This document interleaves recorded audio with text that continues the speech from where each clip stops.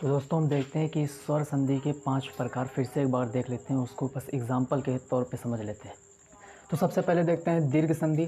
तो दीर्घ संधि जब छोटा प्लस बड़ा तो बड़ा भवार्थ, मतलब दीर्घ संधि में ये है कि बहुत सिंपल है ये, मतलब अगर कोई शब्द में छोटा आ आखिर में और प्लस उसके बाद दूसरे वाले शब्द के प्रथम वर्ड में बड़ा आ जाए, या छोटी ई आ जाए या प्लस बड़ी ई आ जाए, या बड़ी ई आ जाए या प्लस छोटी ई आ जाए, या छोटा आ जाए प्लस बड़ा आ जाए, मतलब कोई शब्द हो और प्रथम शब्द के अंतिम वर्ण में ये आ जाए और दूसरे शब्द के प्रथम वर्ण में ये आ जाए, तो समझ लो वो दीर्घ संधि होगी। मतलब इससे यही पहचान होती है दीर्घ संधि की। जैसे प्रथम शब्द के अंतिम वर्ण में और दूसरे शब्द के प्रथम वर्ण में अगर छोटा आ प्लस छोटा आ जाए, या छोटी प्लस छोटी आ जाए, या बड़ी छोटी आ जाए, या छोटी बड़ी आ जाए, या छोटा ऊ बड़ा ऊ आ जाए, या बड़ा ऊ छोटा ऊ आ जाए, है ना, तो वो दीर्घ संधि होगी।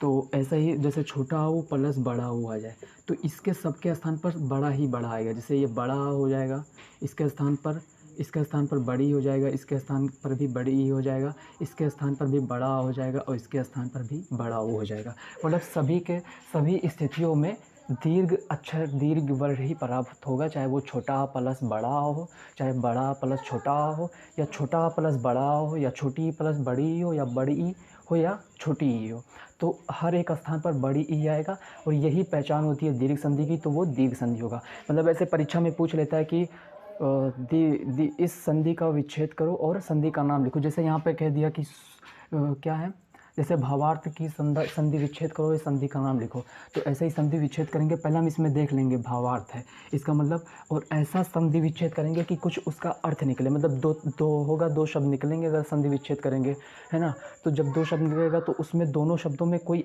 मतलब वो उसका मतलब निकले, है ना। तो ऐसे नहीं कि भा कर दें इधर और प्लस वार्थ। पहले मतलब जो पढ़ते थे तो ऐसे ही हमारे साथ होता था, तो ऐसा ना हो।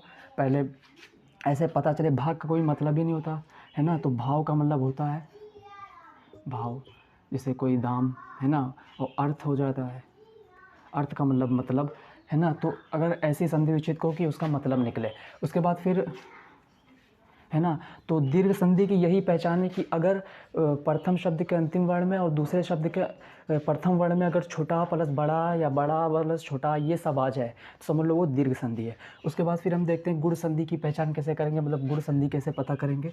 तो गुण संधि में सिंपल सा है कि जैसे अगर इतना याद रखना है कि अगर छोटा प्लस छोटी आ जाए तो ए, छोटा प्लस छोटा ओ आ जाए तो ओ, मतलब ऐसे ही पता चल रहा है छोटा प्लस छोटा ओ आ जाए तो ओ, है ना, ओ, है ना। तो ऐसे ही छोटा प्लस छोटा हो, और जैसे छोटा प्लस री आ जाए तो आर।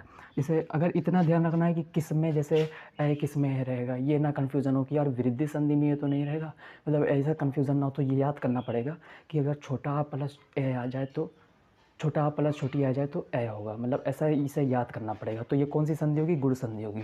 जैसे हम देखते हैं छोटा प्लस छोटी तो ए, छोटा प्लस, अब चाहे यहाँ पे बड़ी आ जाए तब भी ये ए होगा, अगर यहाँ पे बड़ा छोटी आ जाए तब भी ए होगा, है ना।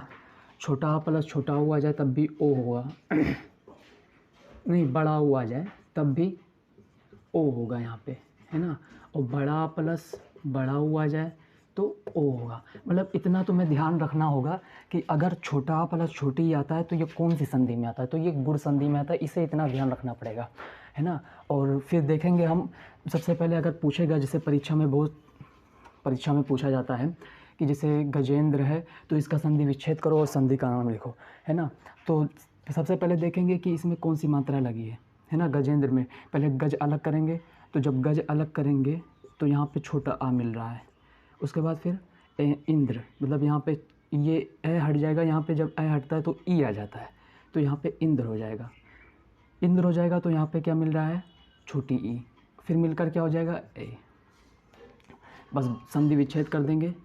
फिर ये इतना याद रखना है कि जब छोटा आ छोटी ई मिलता है तो ए बनता है, और ये कौन सी संधि में आता है, गुण संधि में आता है, इतना ध्यान रखना पड़ेगा। उसके बाद फिर क्या हो जाएगा, गजेंद्र। उसके बाद फिर ऐसा ये भी है, छोटा प्लस छोटा ओ मिल जाए, छोटा प्लस बड़ा ओ मिल जाए तो ओ हो जाएगा। चाहे जो मिले, चाहे बड़ा ओ हो जाए, चाहे छोटा बड़ा ओ हो जाए, चाहे बड़ा बड़ा ओ हो जाए, है ना, तो ये हो जाएगा ओ। तो चंद्र उदय, तो चंद्रोदय, चंद्रोदय। उसके बाद फिर छोटा आ और री, जब छोटा आ और री मिलता है तो अर हो जाता है, जैसे सप्तार्षि, महर्षि, है ना, ये सब।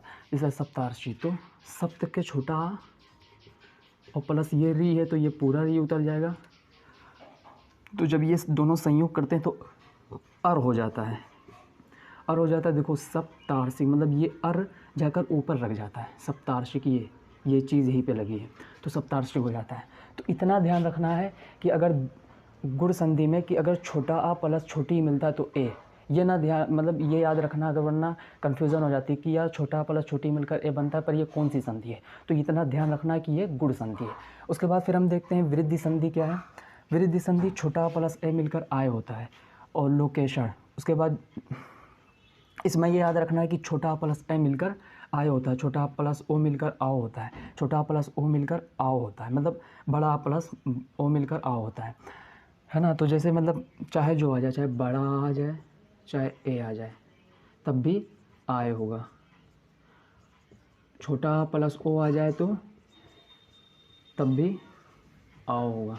जैसे यहाँ पे देखो जल ओध, तो जलोध, मतलब इस पे ओ की मात्रा चढ़ जाती है, ला पे ओ की मात्रा, ये छोटा नहीं लिखा जाएगा, जैसे जलाओध ऐसे नहीं लिखा जाएगा, ये गलत हो जाएगा, है ना, ये डायरेक्ट इसी पे चढ़ जाएगा मात्रा, वरना गलत हो जाएगा। उसके बाद फिर हम देखते हैं यड़ संधि में, तो इसमें भी यही ध्यान रखना है कि अगर छोटा प्लस ए आता है तो ये कौन सी संधि है, तो यड़ संधि है। छोटा प्लस ओ आता है तो आओ, तो ये कौन सी संधि, यड़ संधि, बस इतना याद रखना है। उसके बाद अगर तुमसे पूछेगा, जैसे परीक्षा में पूछ ले कि लोकेशण कौन सी संधि है और इसका संधि विच्छेद करो, तो ऐसे कर देना। जैसे लोकेशण है तो लोकेशण, तो देखो लोक पहले लिखेंगे, जहाँ पे मात्रा लगी रहती है वहीं से टूटता है। जैसे यहाँ पे मात्रा लगी है तो यहीं से टूट जाएगा ये, जैसे यहाँ पे मात्रा लगा है तो ये परम, जैसे देखो यहाँ पे मात्रा लगा है ना, तो यहीं से टूटेगा परम।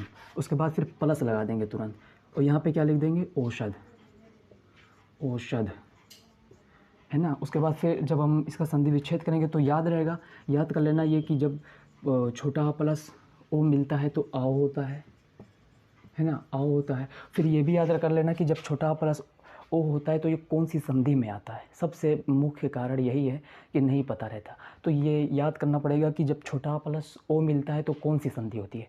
तो जब छोटा प्लस ओ मिलता है तो यड़ संधि होती है। जैसे देखो ओ हो गया, फिर परम मोषध, ऐसे होगा, है ना। उसके बाद फिर हम नहीं, विरिध संधि होगी, सॉरी विरिध संधि होगी, यड़ संधि नहीं, विरिध संधि होगी, है ना, विरिध संधि होगी, यड़ संधि नहीं होगी। यड़ संधि अब हम लोग पढ़ेंगे, तो यड़ संधि अब पढ़ेंगे। जैसे उसके बाद ये समझ में आया, तो इतना ध्यान रखना कि अगर छोटा प्लस ए आ जाए समझ लो वो अय हो जाता है। उसके बाद हम देखते हैं यड़ संधि क्या है। छोटी ई प्लस छोटा आ मिलता है तो या, है ना, छोटी ई प्लस आ मिलता है तो यह हो जाता है। छोटी ई प्लस बड़ा आ मिलता है तो या पर आग मात्रा यह हो जाता है। छोटी ई प्लस ए मिलता है तो ये हो जाता है। छोटी ई प्लस ए मिलता है तो यहाँ पर आई की मात्रा चढ़ जाती है। उसके बाद छोटा ऊ प्लस छोटा आ मिलता है तो वाह हो जाता है, वाह। छोटा ऊ प्लस मतलब ऐसे जोड़ो दोनों को, छोटा ऊ प्लस आ तो वाह, मतलब वाह। उसके बाद फिर हम देखते हैं छोटा प्लस बड़ा तो वाह, मतलब वाह पर आग मात्रा वाह। जैसे स्वागतम, तो सु छोटा ऊ है और ये बड़ा है, तो जब दोनों संयोग करेंगे तो क्या हो जाएगा, स्वागतम।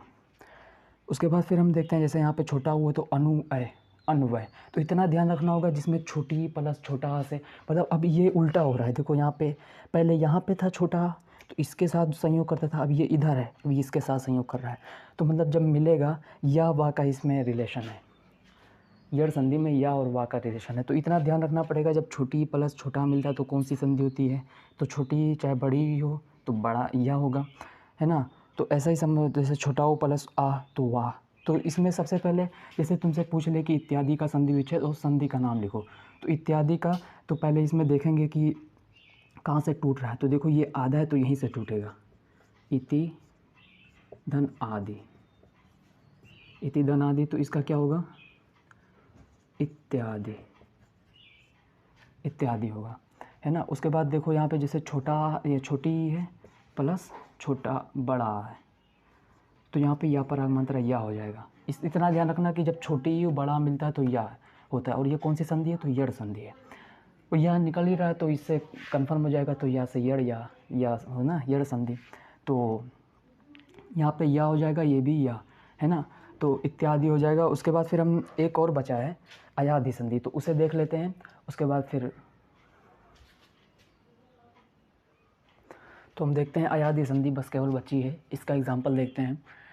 तो जब ए और आ मिलेगा तो अय हो जाएगा, मतलब ऐसा ही पता चल रहा है, जब ए और आ मिलेगा तो अय, मतलब दीर्घ संधि, गुण संधि और वृद्धि संधि, ये तीन समझ लो एक ही तरीके से है ना। और जब यड़ संधि और अयादि संधि ये थोड़ा अलग टाइप है इसमें, है ना। जैसे देखो छोटा यहाँ पे छोटा रहता था दीर्घ संधि में, चाहे जो संधि हो, तो वहाँ पे छोटा रहता था, बड़ा रहता था, है ना। तो छोटी ई से, ए से, ओ से होता था। तो इसमें डायरेक्ट पहले ही ए आ रहा है तो छोटा आ से हो रहा है, मतलब इसका उल्टा हो रहा है ना, अयादि संधि में और यड़ संधि में। तो सबसे पहले देखते हैं ए और छोटा आ मिलकर क्या होता है, अय होता है। तो इसका एग्जाम्पल है नयन। तो नयन है, देखो यहाँ पे ना है, ए अय मात्रा चढ़ा है तो ए लिखेंगे। ये नहीं कि ना है तो ना पे ये छोटा लेंगे, छोटा नहीं, जिसकी मात्रा रहती है हम उसी को लिखते हैं, ए प्लस छोटा आ, तो ये मिलकर अय हो जाएगा, है ना। तो ये देखो नयन हो गया। अब सोच रहे हो यहाँ पे ना ये ऐसा लिखा होता, तो ऐसा नहीं लिखा जाएगा क्योंकि ये ना में आ छुपा रहता है, तो ये कवर हो जाता है इसी में, तो ये नयन पूरा हो जाएगा, वरना गलत हो जाएगा ये। उसके बाद फिर दूसरा आय और प्लस छोटा तो आय हो जाएगा, मतलब इसकी मात्रा जब बढ़ेगी तो यहाँ पे आय, मतलब ऐसे ही पता चल रहा आय, आय प्लस आ तो आय, आय मतलब ऐसे ही बन रहा है। जब इसका संयोग होगा तो आय, तो जैसे गे प्लस अन तो गायन, गे प्लस अन तो गायन।